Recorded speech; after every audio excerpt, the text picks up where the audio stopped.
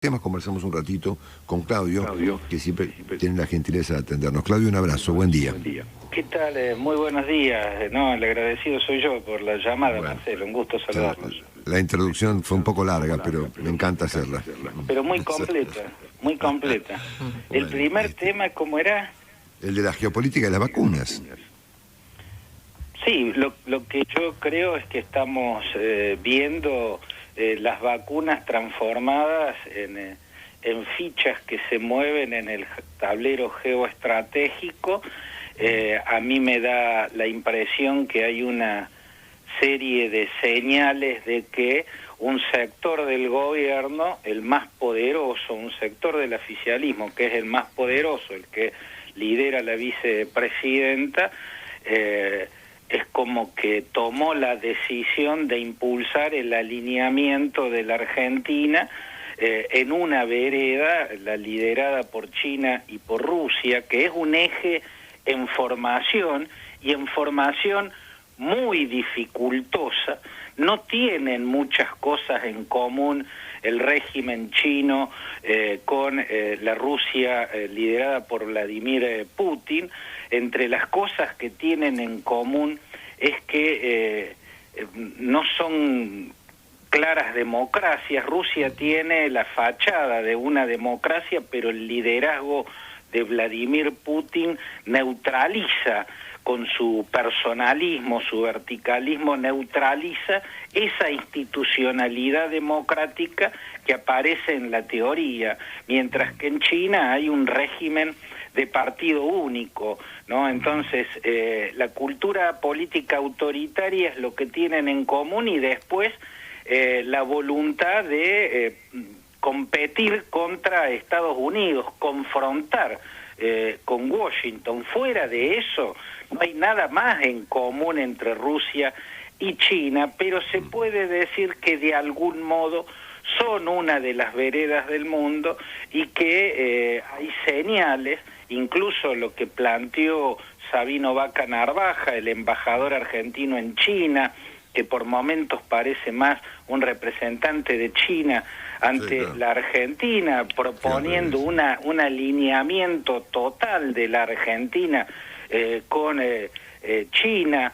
Eso por un lado. Por otro lado, yo creo que hay una faltante también en la política norteamericana respecto a las vacunas, una acumulación y un centrarse en vacunar primero la totalidad de la sociedad. Bueno, yo tengo una visión de lo que es una pandemia global y de cómo combatirla, y en esa visión no cuadra la estrategia de Estados Unidos, pero como fuese, mi impresión es que un sector del gobierno, que es el que más poder tiene, ha gravitado fuertemente, y eso podría explicar por qué Argentina dejó de esforzarse, por qué el gobierno dejó de esforzarse a partir de determinado momento por obtener vacunas norteamericanas, que son muy buenas, ¿no es cierto? Entonces la pregunta es ¿por qué existe la sensación, y existen razones para esa sensación,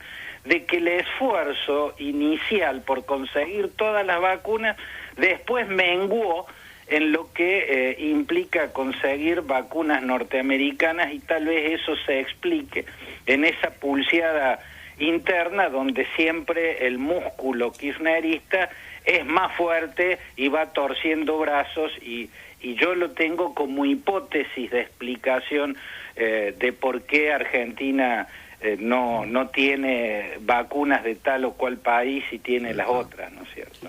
Sin duda. Bueno, antes de ver el tema del asombroso caso, vamos a así, de Pedro Castillo, hacemos una brevísima síntesis del caso Nicaragua. Yo recuerdo mucho aquella nota que hicimos aquella vez sobre Ortega y su esposa, que fue una de las notas más asombrosas que hemos hecho juntos, si no la mejor de todas, y una de las mejores notas de este programa en muchos años, siendo que en Nicaragua hay elecciones el próximo día 7 de noviembre, y este hombre ya ha metido 5 opositores presos, 5 candidatos presidenciales. El quinto fue esta mañana.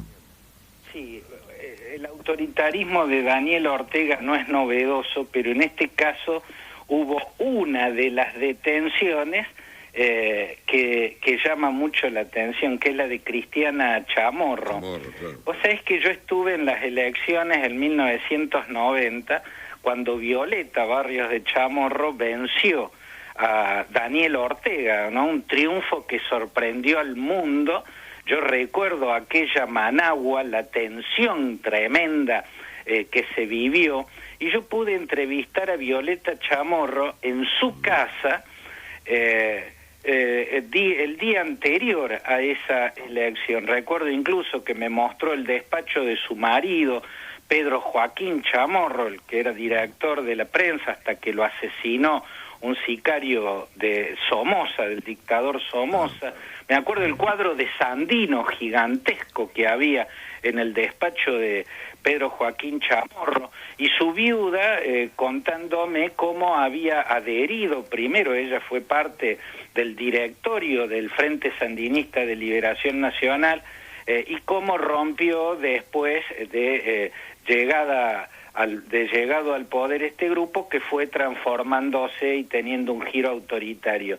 Yo recuerdo aquellos hechos cuando la veo a Cristiana Chamorro, porque Cristiana Chamorro es idéntica a su madre, pero exactamente, es idéntica. Entonces yo creo que cuando Daniel Ortega se enteró que en esta elección Cristiana Chamorro va a ser la candidata opositora y seguramente va a ser la más fuerte, o iba a ser la más fuerte de las candidatas, la que iba a dirimir cabeza a cabeza con él esa elección, le dio un déjà vu que lo dejó aterrorizado. Entonces hizo tramar esta patraña para no solo sacarla de la contienda electoral, sino convertirla en una versión centroamericana de Aung San Suu Kyi, ¿no? Que era la hija de Aung San, el general que consiguió la independencia de Birmania, y que los militares de la dictadura tuvieron encarcelada en su propio domicilio durante larguísimos años, y ahora después del golpe militar la tienen de nuevo encarcelada en su domicilio. Bueno, a Cristiana Chamorro la apresaron en su domicilio para eliminarla de la contienda, porque creo le debe haber dado ese déjà vu, le pareció ver que de nuevo se va a repetir casi en idénticas condiciones, porque va a enfrentar a alguien que es idéntica a la mujer que lo derrotó en la elección de 1990. Después se entusiasmó y detuvo 4 más. Y detuvo 4 más, dijo, ya que estamos en esto de detener, ha empezado a aplicar. No sé, es que la historia es medio trágica acá, no está trágica del todo, por cierto.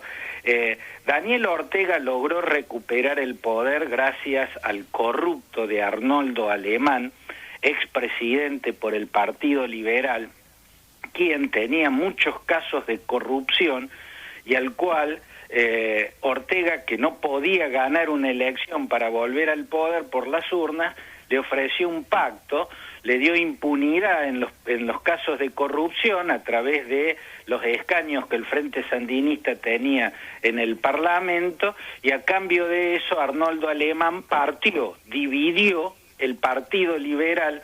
Entonces Ortega pudo ganar, y una vez que recuperó la presidencia empezó a construir, siguiendo un manual que ya existe y que lo hemos visto en Venezuela por caso, empezó a construir una autocracia ferozmente autoritaria, y se fue volviendo cada vez más feroz. Se vuelven más feroces en la medida en que se van debilitando, que van perdiendo el apoyo popular. Un camino irremediable de las autocracias, no permanecen como están, se agravan. Este caso, el modelo a seguir tiene un componente que yo lo llamo el componente iraní, ¿no? En Irán el control absoluto sobre la democracia, o el chaleco de fuerza que se le pone a la democracia para mantenerla sujetada y limitarla totalmente, es un consejo de la revolución islámica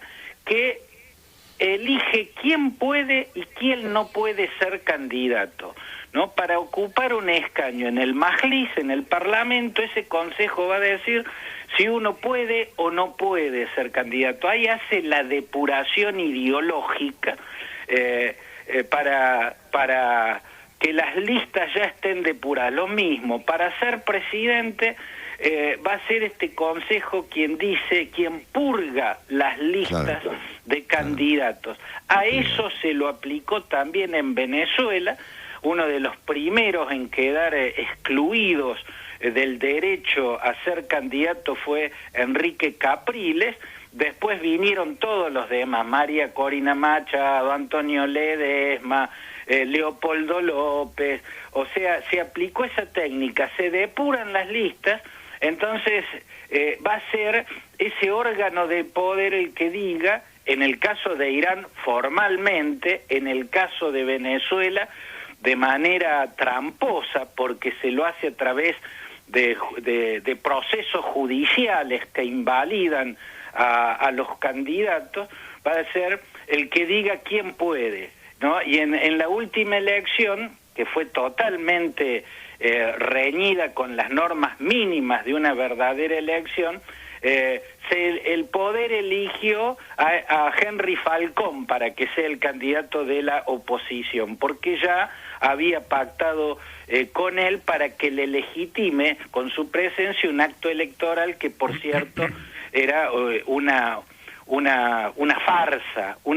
Bueno, Daniel Ortega está empezando a construir usar ese mismo método, ya no le alcanza con el Partido Liberal dividido por Arnoldo Alemán para efectuar ese pacto de impunidad. Ahora necesita invalidar a uno por uno porque le aparecen figuras como Cristiana Chamorro, hasta físicamente idéntica a su madre.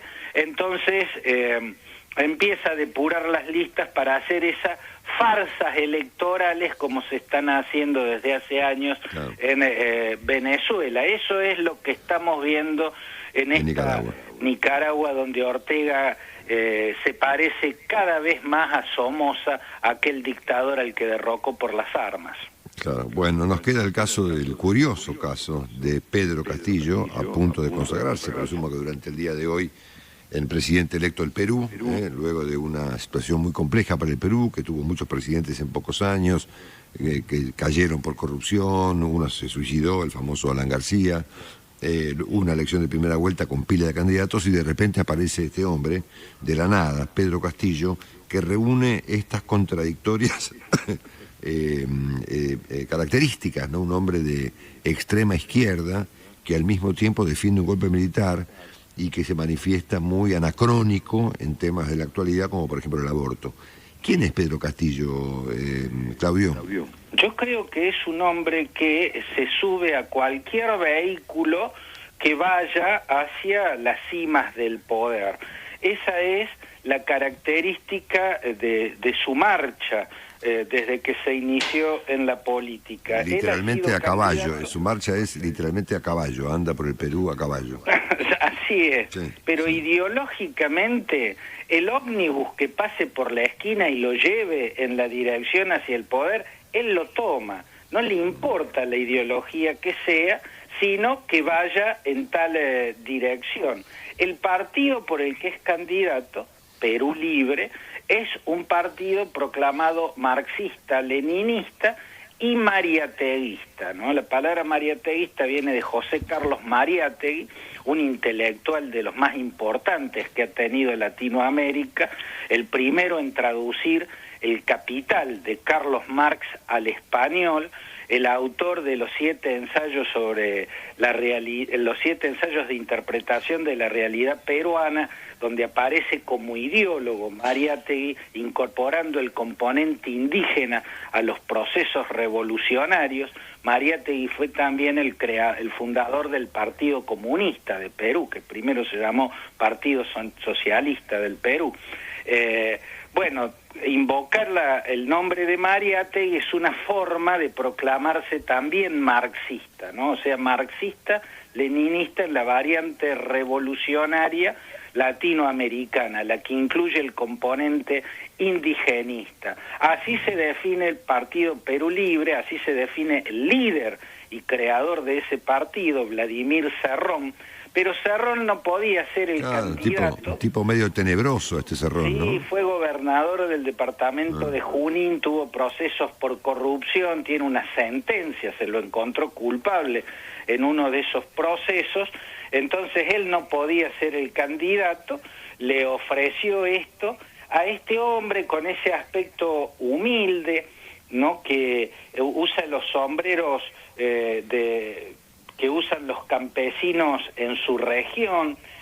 Ahora eso no quiere decir que Pedro Castillo, que en este caso venía bien porque está su historia docente, maestro rural, profesor, digamos, de escuelas rurales, un hombre de origen humilde, era el candidato perfecto, pero no era claramente un marxista. Cuando uno se asoma a la historia de Pedro Castillo, ve que su incorporación a la política fue a través del partido Perú Posible. Y Perú Posible es el partido que creó y lideró Toledo. Alejandro Toledo. Y Alejandro Toledo es un economista de la Universidad de Stanford que trajo las ideas del libre mercadismo. Es un liberal políticamente de centro, y en lo económico clara y contundentemente un partidario del libre mercado. De hecho, su presidencia fue la que consolidó la marcha que había iniciado el régimen de Fujimori por la economía de mercado. Entonces, ahí en ese partido, en Perú Posible, que no fue un paso fugaz, estuvo varios años en Perú Posible y fue candidato a varias alcaldías por Perú Posible, perdió las elecciones en las que quiso ser alcalde, pero digamos, él se inició en un partido de centro-derecha y en lo económico claramente liberal. La izquierda lo llama neoliberal a Alejandro Toledo. Después viene su salto al sindicalismo docente. Como sindicalista docente, él queda a la cabeza del paro docente más largo que ha habido en Perú, que sacudió al gobierno de Pedro Pablo Kuczynski, y en ese evento, en esa larga huelga docente, él se hace ver, se visibiliza a nivel nacional, se hace una figura conocida. Entonces ya con ese bagaje viene el Partido Perú Libre, marxista-leninista y mariateísta, que no podía candidatear a su líder porque su líder, por las causas y las sentencias de corrupción como gobernador de Junín, estaba descartado. Entonces le ofrece la candidatura. Esa candidatura lo lleva a hacer una campaña con las banderas de esa izquierda radical. Toda la campaña, incluso la campaña para el balotaje, la hizo con esas banderas.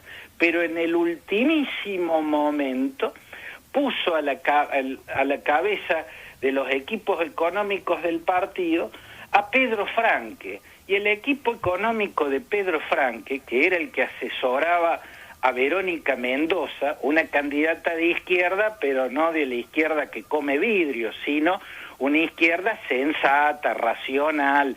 El equipo de Pedro Franque es un equipo con ideas económicas que no pasan precisamente por el chavismo ni cerca del chavismo. Él en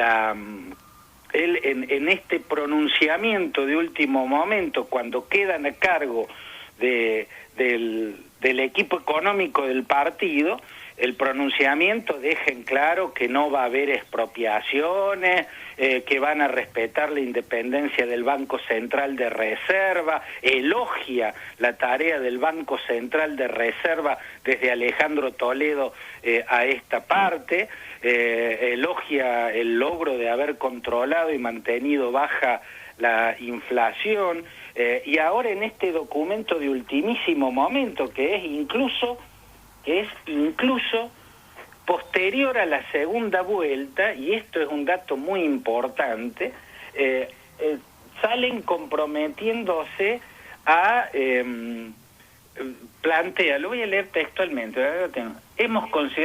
nunca hemos considerado en nuestro plan económico estatizaciones, ni expropiaciones, ni confiscaciones de ahorro, ni controles de cambio, ni controles de precio, ni provisión de importaciones. Acá está planteando el mismo discurso que le hizo plantear a Verónica Mendoza cuando el lema era más empresa con mejor Estado, ¿no? Más empresa privada con mejor Estado. No es antiempresa Pedro Franque, pero a esta bandera la saca después de las dos votaciones. La pregunta es, ¿por qué? ¿Por qué hizo las campañas electorales con un discurso absolutamente radicalizado y viene a sacar la bandera de la moderación, del centrismo, incluso del respaldo a la economía de mercado de estas últimas décadas, después de la segunda vuelta? Bueno, porque creo que quiere evitar lo que yo llamo, Marcelo, el fraude suave. ¿Qué es el fraude suave?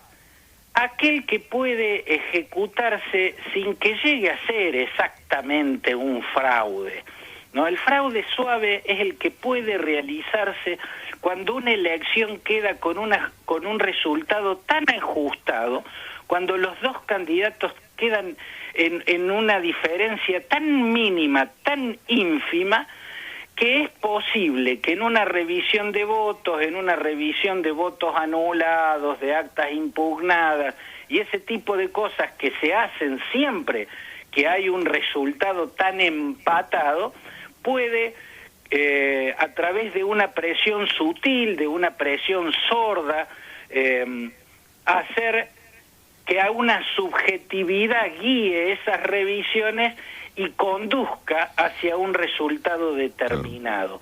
No sé si se entiende, sí, ¿no? Cuando los resultados son empates tan cerrados, siempre una de las partes va a decir que hubo fraude, entonces va a pedir la revisión de acta, entonces se revén los votos que están anulados, los votos observados, las actas impugnadas, ¿no? Y ahí la presión sutil va a guiar esas revisiones para conducirla hacia un resultado X. Yo creo, y subrayo la palabra creo, que es lo que ocurrió en Ecuador para definir el segundo puesto en la primera vuelta, porque si hacemos memoria, en la primera vuelta el que había quedado segundo era Yacu Pérez del movimiento Pachacutic, ¿no? Guillermo Lasso, que era el tercero, pero a muy poquita distancia de el candidato de Pachacutic,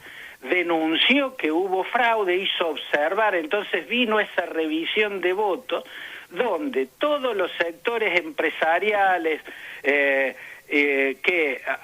tanto correístas como anticorreístas, pero que responden a la economía y a las empresas y defienden la economía extractivista, hicieron la presión sutil y concretaron el fraude suave, porque esa presión hizo que a la hora de revisar votos anulados e impugnados, una mano invisible, como la que describía Adam Smith, conduciera hacia un resultado. Y lo puso segundo a Guillermo Lasso, quien terminó ganando la principal elección. ¿Por qué? Bueno, porque Pachacutic es anti-extractivista, se opone a la minería, a la extracción de petróleo y de gas, como todo movimiento indigenista, salvo Evo Morales.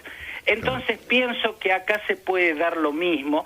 Esa es la última carta en la manga que le queda a Keiko Fujimori, hacer que se cometa un fraude suave, que en la revisión de votos la minimísima diferencia se revierta a su favor. Yo creo que no puede descartarse, y que fue para frenar esa mano invisible, esa presión sorda, ese fraude suave que ahora, a ultimísimo momento, Pedro Castillo da este giro copernicano y se plantea como un partidario de la economía de mercado, aunque el partido que lo está llevando hacia el poder es un partido proclamado marxista-leninista.